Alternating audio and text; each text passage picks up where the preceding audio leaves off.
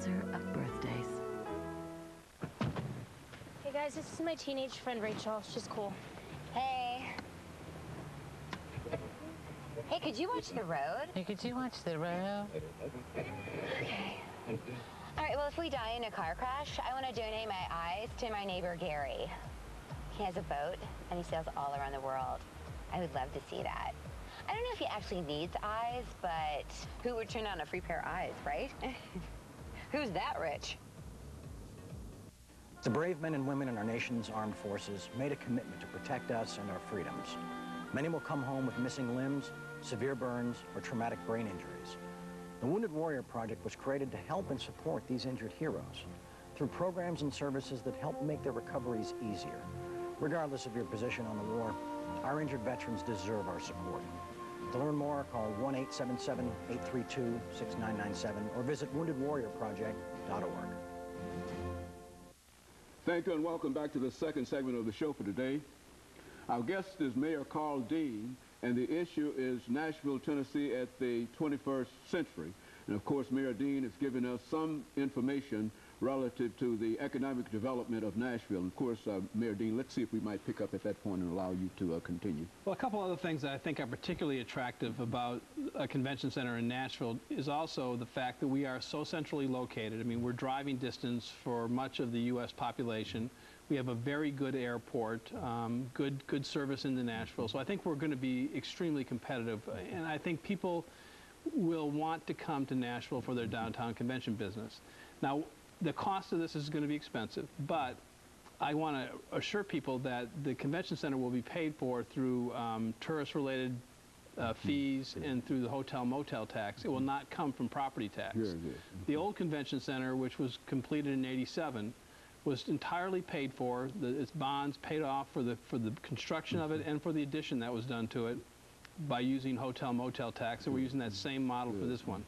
Very good. And so there's a very positive thing that could come out of something like this, is there? Right. I think it's important that we, you know, this convention center to me is an investment in ourselves. I mean, periodically a city needs to be competent enough to invest in itself and its economic future. And this is what this convention center represents to me. We're not building a stadium for us to go to games.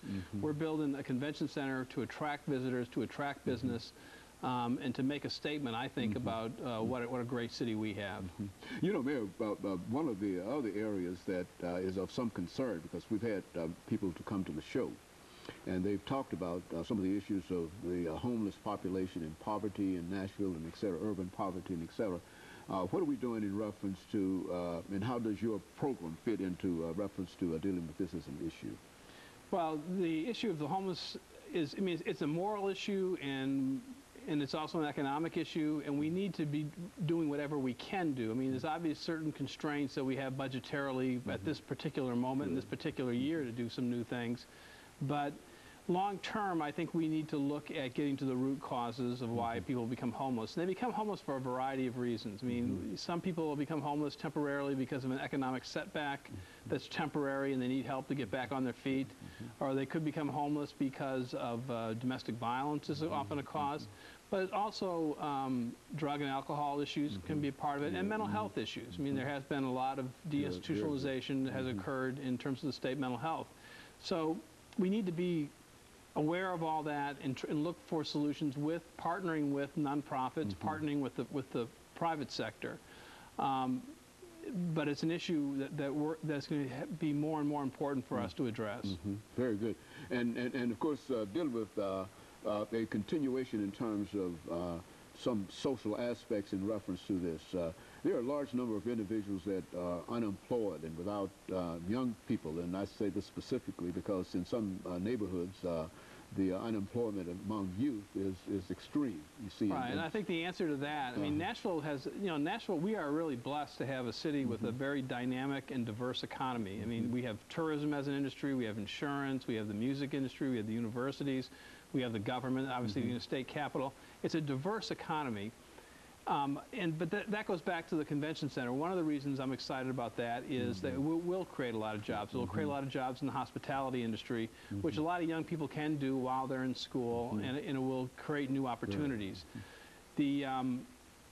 Going back to schools, though, I mean, part of the reason why we want to have good schools is for economic development, is to create a workforce, is to make our kids employable, and to have them have the education they need, whether they go to college or not, to get good jobs. So, I mean, the education system is ultimately the answer to that, I think. And of course, that brings us to the education system in a real sense, because I think that one of the real issues now has to do with education in terms of funding. Education in terms of education leadership. Why don't you give us some thoughts in terms of what you would like to try to achieve in terms of dealing with the This is a real unique time for Nashville. I mean, obviously we've had there's an opening for leadership at the Board of Education for the director's position. Right now, Nashville has most of the political leadership. Certainly, I'm talking about it. We have the council has been talking about it, and the Board of Education has been talking about the need to concentrate on improving schools. The business community, I think, is committed to seeing schools improve, because they know that for us to expand, for us to grow, we need to have the good schools. Nonprofits, churches are all interested in education. We've got a great governor who is, I think, is committed to public education more so than anybody else in the state. So we have all those things going for us right now, and we need to take advantage of it. Now, we have challenges. The good news is we've made a lot of progress in K through 4. Reading scores are up. We have 2 public high schools that are ranked in the top 50 in the entire country, which is an incredible achievement. But in the summer of 2007, our school system, 13 schools, were placed on what's called corrective action by the state, that we were not meeting our goals under the No Child Left Behind legislation. And so we need to get that fixed. And we need to keep kids in school. We have a couple schools with high dropout rates, and we need to focus on that. We need to be innovative. We need to be open to new ideas. And we need to be willing you know, to just do what we need to do to give our kids the education they deserve. And of course, the selection of this new leadership that we're talking about might be given the authority